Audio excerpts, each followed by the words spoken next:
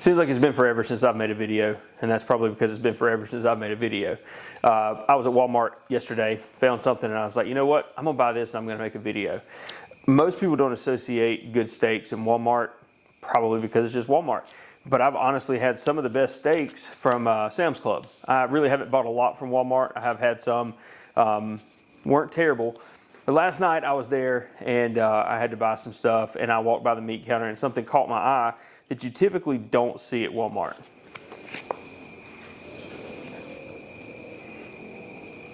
It's Wagyu. Obviously it's American Wagyu.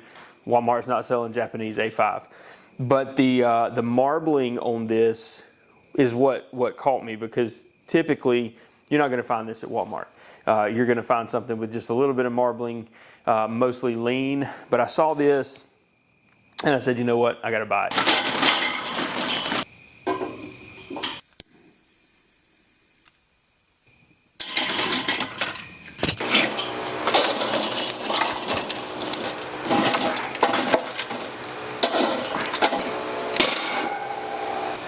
And I know some people are going to say, oh, cast iron's better. Maybe so. I don't know if I'd say it's better. I love doing steaks in a cast iron, but steaks on a grill. This one is this is the PK 300. It is an absolutely amazing grill for steaks. All right, so I'm bad about forgetting to go through steps while I'm cooking, because I want to make sure I don't mess up. So I'm going to tell you real quick, before we put the steak on, exactly what I did from start to finish. First, let the steak come up to room temperature. I don't want the middle of the steak to be cold. I want it to be the same temperature throughout. All I season mine with is coarse sea salt and fresh ground black pepper. That's it, both sides. I don't put a ton of pepper on there, just a little bit. I don't want it to burn. This one, what I'm gonna do is I'm gonna flip my grill grates upside down so it's on the flat side. It's not going to be on the ridge side. I'm not worried about the grill marks on this one. I want to make sure that I get a really good crust. This steak has got enough of its own oil that it should not need anything else. All right, so while the grill is coming up to temp, I'm going to take this out of its package and get it seasoned up. And I can tell you right off the bat, this is just a different type of meat. This fat is just so soft, and it's not like your normal fat. This is not your normal fat that you have on a steak. You know, typically the fat's is harder. This right here is just super soft, and you can tell it's going to render down just crazy. So I can already tell there's a big difference in this meat and a typical New York strip or something that you would get. So let me move this out of the way, and I'm just going to keep this going, so you just have to bear with me. I don't want to do a bunch of start and stop. On all of my steaks, especially this, I don't know if you can see just the amount of oil from that fat. Just crazy. Most steaks are not like that. All of my steaks, especially this one, is salt and pepper. That's it. I use coarse sea salt, fresh cracked black pepper, and that's all I'm going to use. So we'll season this up. I'm not going to use a ton of black pepper. I don't want it to burn, and I don't want it to be too overpowering. Got my little flipper. Man, this is so soft. I wish you could feel it through the video.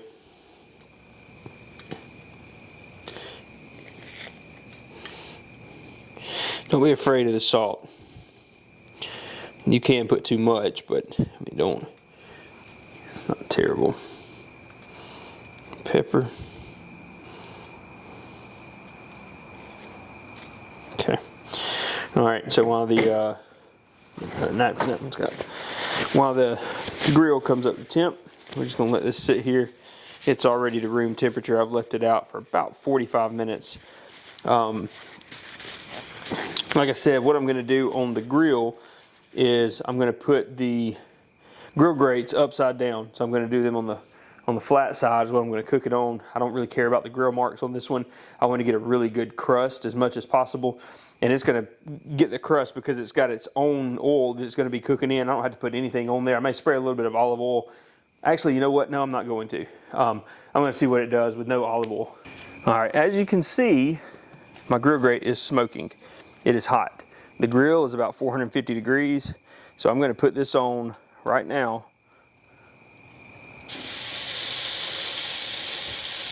For about 1.5 minutes. I said 2 minutes, but I think it's only going to take about 1.5 minutes before I rotate it. If that. It might only be a minute. All right, it's been a minute. So I'm just going to, actually I'm just going to go ahead and flip it over because it's got a really good sear on it there. You can tell it's got a really good crust on it. That was about 1 minute and 15, minute and 20 seconds. So I'm going to see what kind of sear it can get on this. I'm not using a thermometer. I'm just going to use the touch. Rare, medium rare, medium. This is going to be between medium and medium well. Alright, I want to make sure that all these corners get done good. And I know you're supposed to get the edges, but since I'm not in a pan, I'm not too concerned with that. I'm going to let this go for about 30 more seconds and then it's coming off.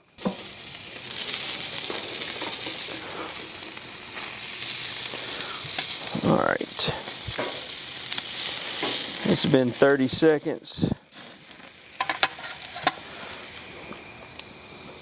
I've got a crust on it that I'm happy with, so I'm going to let this sit here and rest.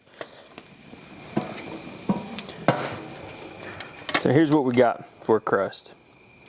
I'm fairly certain that this is going to be somewhere in the medium rare range, but that's what I'm going for with this one. You definitely don't want to overcook it. All right, so it's been resting for about 8 minutes. Moment of truth. I'm actually a little nervous. And I only paid like $22 for this steak. But still, I'm nervous.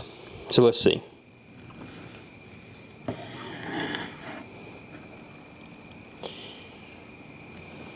Actually, I'm not nervous. That's pretty perfect.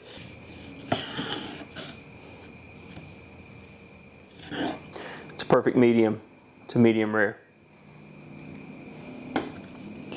Let's take a bite of this. I mean, that is crazy. All right, I'm gonna cut this. Let's take a couple bites here.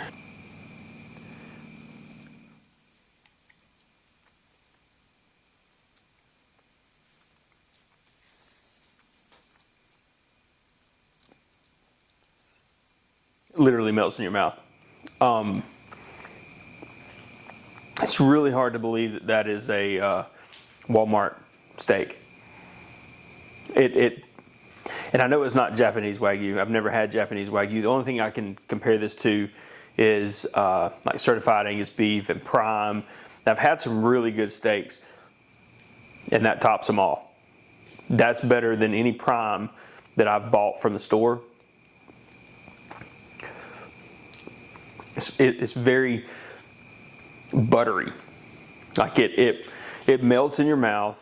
It's got this really beefy flavor, but it's not overpowering. The salt is perfect because it's not on there long enough for the salt to melt or really cook through. So you still get these crunchy bits of coarse salt. Pepper was perfect. I wish I could convey just how buttery it is. Let me see if I can do this.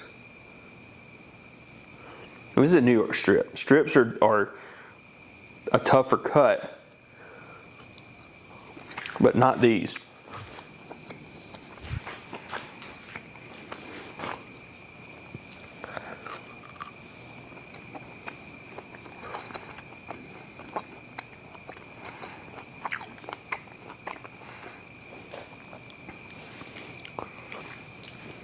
It's the best steak I've cooked at home. I've cooked some good ones. I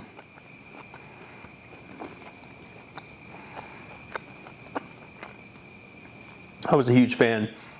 I'm still a huge fan of fillets and ribeyes and tomahawks and all that, but that's the best New York strip I've ever had. I would give it a 9.5 out of 10. If you go to Walmart and you find something that looks like that, just go ahead and buy it. Make sure you don't overcook it, because it literally takes it about 3 to 3.5 minutes to cook, or you will overcook it. There's so much fat in there, but that fat renders down. I've heard people talk about, there's so many fat lines, there's so much fat. It's not the normal fat. It's not a fat cap. It's not a hard piece of fat. That's the good fat. There's the Wal Mart Wagyu, 9.5 out of 10.